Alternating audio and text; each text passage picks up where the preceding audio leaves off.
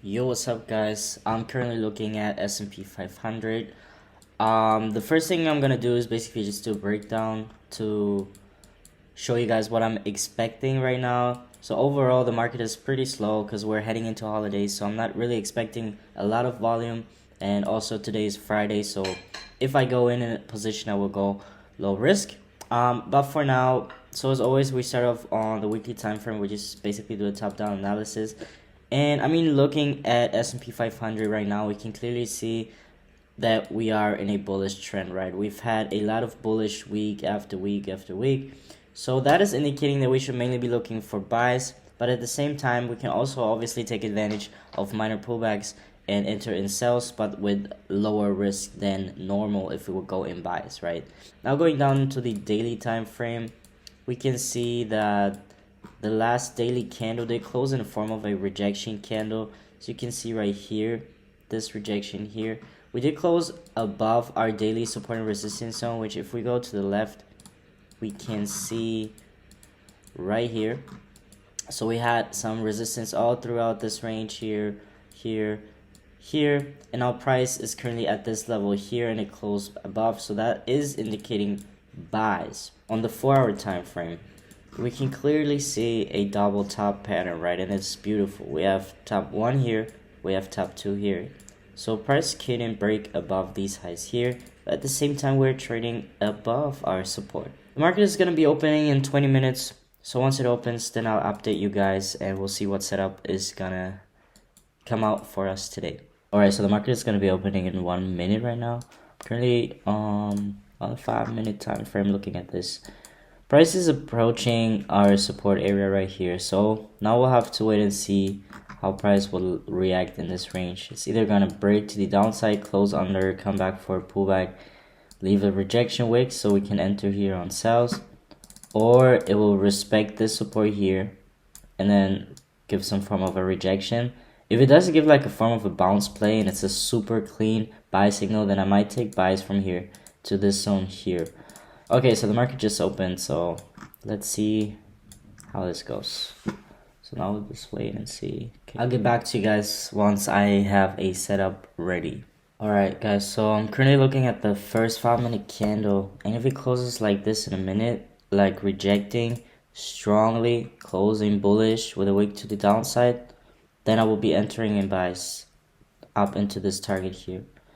So that will basically almost be a 3-to-1 risk reward ratio, or a 2-to-1, depending on how it's going to close in 40 seconds. So I'm going to get ready. If it closes bearish rejecting, I might not get in. Okay, does not look like we're getting in for buys yet. This is why it's so important to always wait for the candle closure, just because it does look like a rejecting candle, or that it's going to close bullish or bullish engulfing, whatever. If it doesn't close yet, it could still change. So that's why you always want to wait for the first 5-minute candle to close. This candle closes in the rejection candle. The next candle closes in the bullish engulfing candle. Overall, this pattern closing in form of a Morningstar pattern. Now that will be a sign for buys, so I will get in buys. So that's why it's, like I said, it's important to wait for the candle closure. It's important to stay patient and then just execute. Doesn't matter if we're getting in for buys or sells.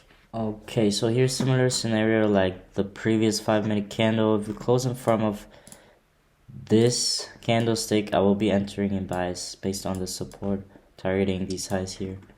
So now we'll wait another 30 seconds. If the candle closes like it's closing right now, I will be entering in buys and getting in. This is looking like a nice rejection candle to me.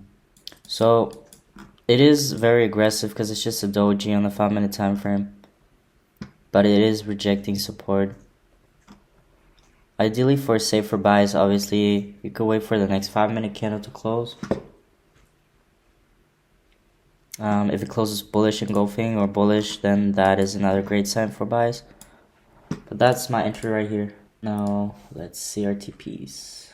So 1-to-1. This is also a pretty good risk reward ratio because we just have like a 50-point stop. And we're about to TP1. There you go. TP1 smacked. Let's go. Let's go. So now I needed to close above my TP1 and get some market structure in order to move my subs to break even. 15-minute candle looking great. Literally a rejection candle of support, which is good. 30-minute as well, but it will be closing in 15 minutes. So this setup is just a bounce play, because we had support all through this range, rejected once, twice, and before that we had a bunch of rejections in this range as well. So alright, we did not close in the strongest bullish candle, but we did close in form of a Morningstar pattern with equal sized candles, I'd say. So that is a medium probability entry signal. With a 15-minute candle close, beautiful, rejecting. If you're more of a sales guy and you'd rather enter in sales, you just click on Apple and option and Y, and then it just inverts your chart.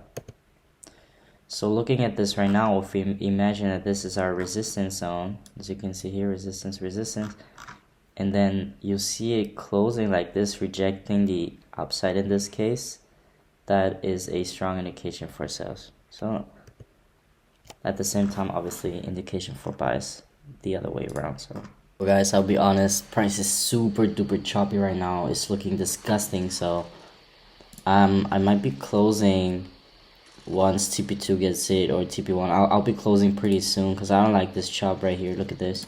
This is pure consolidation. So I want to wait for some volume to come into the market, you know, take out these highs, close above, and then build nice market structure. If I don't get that and it just keeps consolidating, I'll either be closing at break even, or just closing at TP1 and then just calling it a day, because obviously it's Friday. First of all, second of all, it's holidays, so I'm not expecting much. We don't have any impact news today, so we'll see, but it's looking boring right now, and I'm actually playing Call of Duty on my handheld here right now, shipment. So in order to pass the time, that's what I usually do. It's fucking fun. But yeah guys, so now we'll see, keep you update. So guys, after like 10,000 million years, we finally hit TP2, and I'm gonna be honest, I will be closing the full position here right now.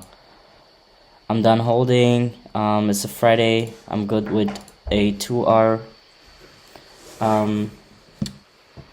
2% profit,